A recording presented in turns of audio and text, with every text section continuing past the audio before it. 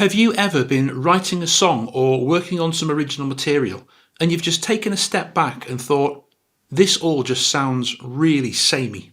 Well, today I want to introduce you to a couple of fairly exotic sounding ingredients for your songwriting that might be able to help.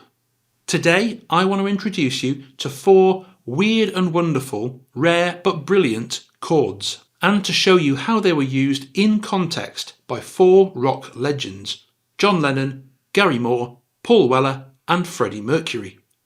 Now, a quick disclaimer: if you're into jazz, fusion, avant-garde or anything like that, you will already be well and truly familiar with all of these.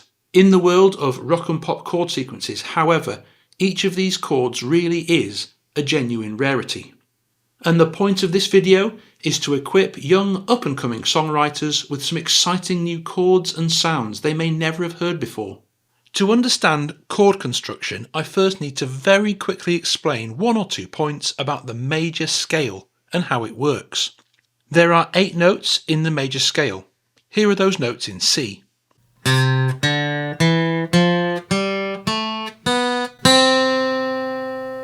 Every chord, the basic ones and the complicated ones, can be expressed using these numbers. For example, a C major chord uses only notes 1, 3 and 5 played together, and here's what they sound like played in unison. Now, to get less common sounds, you can keep stacking notes on top, or you can flatten or sharpen some of the notes. For example, if we add note 7 from the scale on top of this, we get C major 7, which sounds like this. If we flatten note 3, meaning move it down 1 fret, we get this, C minor. So that's your high-speed crash course in what numbers mean in chord construction. So let's start off with chord 1. In this video, this is the Lennon chord. And he used this one quite a lot towards the latter end of the Beatle years. This chord is called a half diminished chord. It looks like this. This is the chord in D, so index finger on 5 of the A string, ring finger on 6 of the D, middle finger on 5 of the G, and pinky on 6 of the B. And that's what it sounds like, very tense.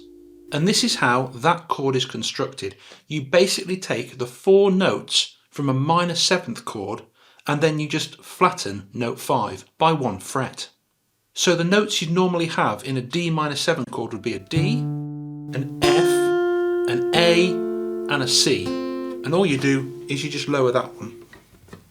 And there is the half diminished.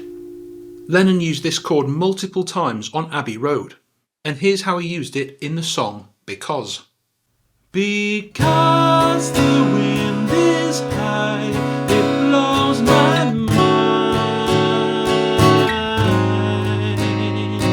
Because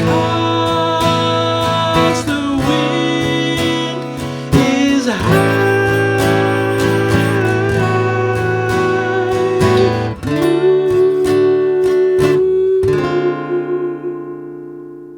Now, this is probably the most normal of the 4 chords we're going to look at today, and that's because it is actually one of the 7 basic chords. You have 7 basic chords in every key. Here are those chords in E.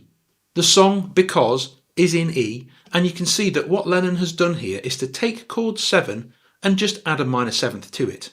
Most pop songs today just leave this 7 chord out completely, however, the diminished chord. The Beatles, however, did use it regularly.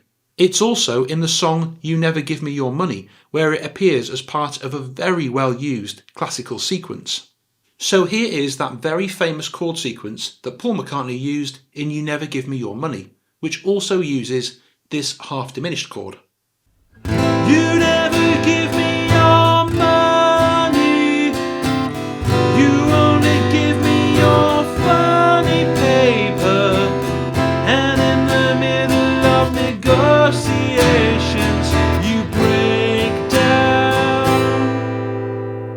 A version of that same sequence is also used in a song by guitar legend Gary Moore.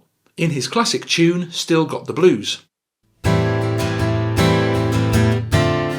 It used to be so easy to give my heart away. I found out the hard way, there's a price you have to pay. So you may have started to notice by now that that particular sequence, including that B half diminished chord, is very, very common indeed. It's actually the exact same chord sequence used for I Will Survive by Gloria Gaynor. A minor 7, D minor 7, G7, C major 7, F major 7, B half diminished, E7. But let's stick with Gary Moore for now and move on to the next chord, which is his rock chord in this video. This is called an augmented 9. Gary Moore was famously a student of Jimi Hendrix, and this chord is actually most famously called the Hendrix chord. It looks like this. So I've got my middle finger on 7 on the A, index on 6 on the D, ring finger on 7 of the G, and my pinky on 8 of the B. This is what it sounds like. This chord, the augmented 9, starts life as a 7 chord, a dominant 7th. So here is a regular E7. Now that chord contains a G sharp. That's the major third, that's the kind of the happy note. But what we do to create this chord is we add a minor third, that's the sad note, on top in a higher octave. So you've got a major third and a minor third. You've got happy and sad. When you play them together, Purple Haze. Now Hendrix would famously use this as chord 1 in a sequence. Purple Haze is the best known example.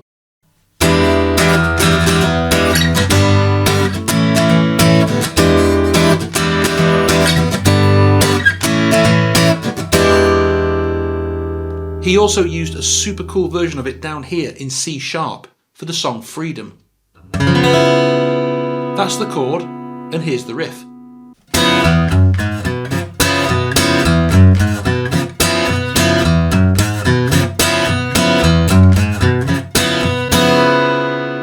But interestingly, that's not how Gary Moore used this chord.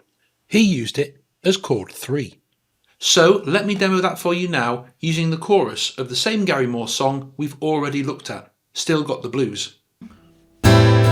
So long, it was so long ago, but I still got the blues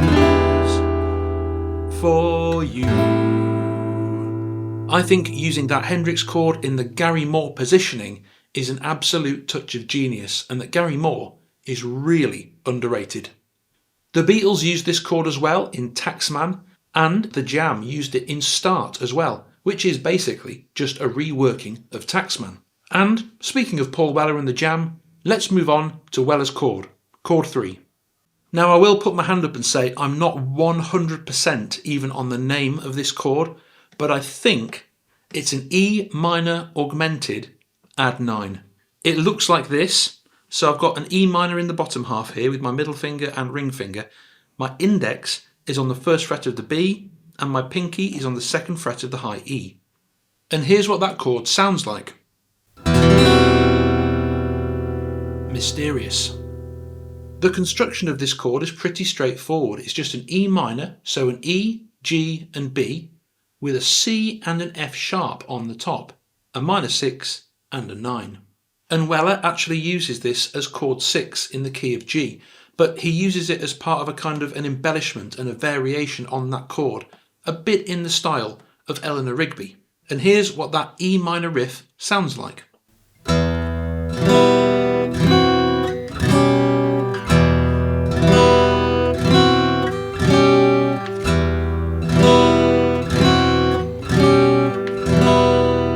And that's from the song You Do Something to Me. So Weller uses this in the position of chord 6, but you can also use it in the position of chord 2 to really interesting effect. In a previous video I talked about something I call Freddie Mercury's loser chord, and that is the really complex multi-layered chord that he and Queen produce when saying the word losers in the song We Are the Champions. Now, I play that song live all the time at little local covers gigs, and I have to play it in D, not F, because I can't hit Freddie's high notes. And interestingly, this Weller chord is actually the chord I use when I'm playing the song in D as a substitute for the very complicated Queen one. Have a listen. We are the champions. We are the champions. No time for losers, 'cause we are the champions. And so, having mentioned Freddie Mercury, that leads us very neatly into the final chord, which also comes from that same song, We Are the Champions. We've already seen the minor augmented add 9 chord from Champions, but now I want to look at a different left field chord from that same song, and this one is called a 7 flat 9. If you remember, the first chord we looked at, the Lennon chord, was a half diminished that looks like this. The Mercury chord, however, the 7 flat 9, is kind of like an upside down version. It looks like that. Here I'm playing that chord in D. I've got my ring finger on fret 5 of the A, my index on fret 4 of the D, my pinky on fret 5 of the G, and my middle finger on fret 4 of the B. And here's what it sounds like. Again, incredibly tense. And the construction of this one is not actually that far removed from the Hendrix-Gary Moore chord we already looked at. Once again, we have an E7 chord, so E, G sharp, B, and D. And to make this chord, you just have that regular 7 chord and you stick one note on top, which is 1 fret higher than the root note. So this is a D7, and this is an E flat or a D sharp, which we're just going to stick on top. That's up 1 fret from a D. Weird, but cool. And here's how Freddie Mercury used that in the first half of the chorus to We Are the Champions. We are the champions, my friend, and we'll keep on fighting to the end. There it is. I love that. That's so off the beaten track and out of left field, and yet somehow it fits in seamlessly and perfectly with the rest of the chords. When you hear it in isolation, sure, it's a little bit jarring, but when you get it in context, it just sounds like nothing else. And here, Freddie uses that 7 flat 9 chord to fascinating effect. You could consider this a major chord 6 in the key of D, or a pivot chord, a brief modulation into the key of G. It's one of those chords that somehow pushes the ear towards changing key. When you play that chord in the right place, it can trick the ear into thinking that that is the chord 5 of a new key. So we get a little bit of tonal ambiguity from the masterful Mr. Mercury there. And just to bring this thing back full circle, this is also a chord that John Lennon used a lot in the Abbey Road era. In I Want You, She's So Heavy, John Lennon uses it again in quite a similar way to how Freddie Mercury does, to kind of move the ear into a new key. After we've gone through the section of the verse of that song that's in D minor, he plays this.